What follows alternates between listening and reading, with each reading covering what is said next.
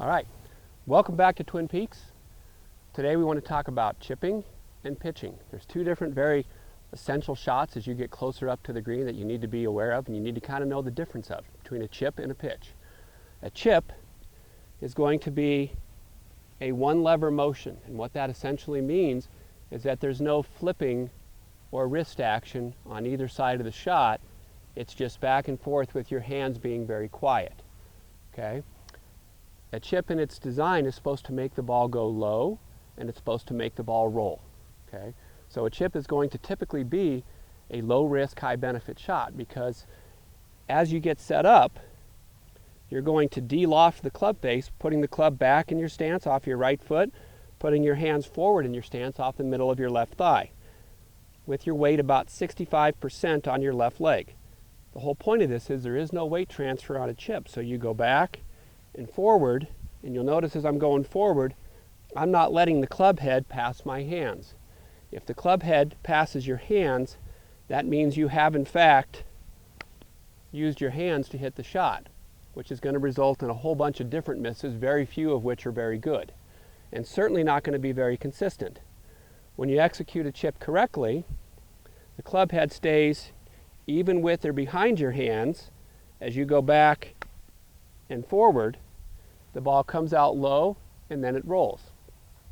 That coming out low and rolling, along with the de-lofting of the club face, allows you to hit the shot without making a whole lot of effort.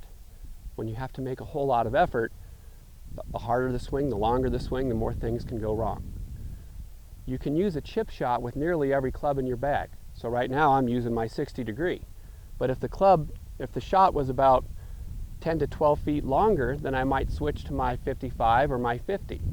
If it was 15 to 30 feet longer, I might go to my wedge or my 9 or perhaps even my 8 iron. But what I would be trying to do is make the same little swing, and as I change the loft of the club, I'm getting more run out using very little effort. So the ball's going to hit, and it's going to want to chase up and run.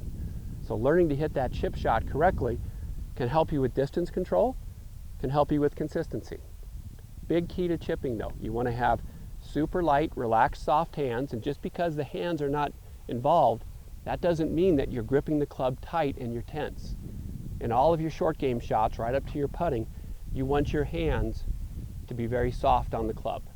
If you watch enough golf on TV, you hear the commentators every once in a while say he's got tremendously soft hands, which is why he has such a great short game. So in having soft hands, you're going to have much better touch around the greens. So whenever you're gripping the club, pay attention to how tightly you're holding on to it. The tighter you hold on to it, the less feel you're going to have. So that's what we're going to do with the chip. Here in a moment, we'll talk about the pitch. So we'll move over here. Very good. All right, welcome back to Twin Peaks. Spend the next couple of moments here showing you all how to hit a pitch shot and the difference between a pitch shot and a chip shot. As I mentioned earlier, the chip shot is more of a one lever motion. And in the one lever motion, the design of the shot is to have the ball roll farther than it flies. In a pitch shot, which you often get out here at Twin Peaks, where you have to fly the ball up in the air over the long grass, maybe over a bunker, and over these mounded areas at Twin Peaks around the greens, you have to be able to get the ball to go up in the air. Okay, so we're going to talk about the pitch shot. A pitch shot is a shot that, when executed correctly, the ball will fly farther than it rolls. So it's designed to go up and then land soft. Now, in the pitch shot, we actually have two levers in the motion, so our wrists are a little bit more engaged in the shot. But what you're seeing a whole lot more in a lot of the modern teaching is as we go through, there is this sense of we're not letting the club face roll over or release, so we still actually have relatively quiet hands. When you watch a good player go through, they'll hold that angle off, and you could almost set a wine glass on top of the club as they go through the shot. So when you're practicing, the big key to not overusing your hands is to make sure that as you're swinging, you keep both arms carrying through the motion.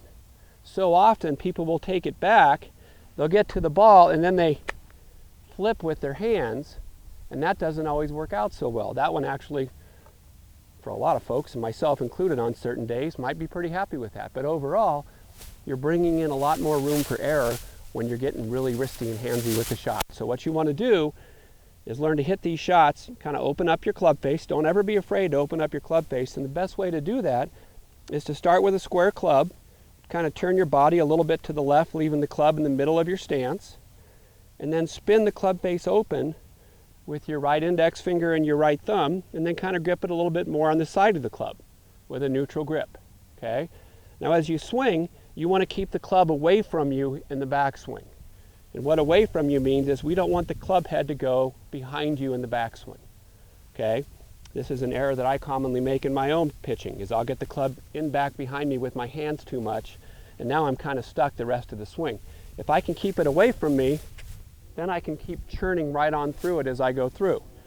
So as I keep it away from me and I extend the arms through with this open club face, all I now need you to provide is a lot of speed. And if I could do that all the time, I could maybe have a different day job. So, did you like that? So, the key to the shot was being able to hold that face open. The key to being able to hold the face open was me swinging my arms through with the open face, with velocity and speed in my arms, and then letting the club face roll over and having my hands be overly involved. Keep that in mind when you're practicing a pitch shot. For other helpful shots around the green and around the golf course, come see us, and hopefully we'll keep doing this and get back to you again soon. Thank you. Visit golflongmont.com today and book your tee time online for any of our 3 beautiful City of Longmont golf courses, including Sunset, Twin Peaks, and Ute Creek.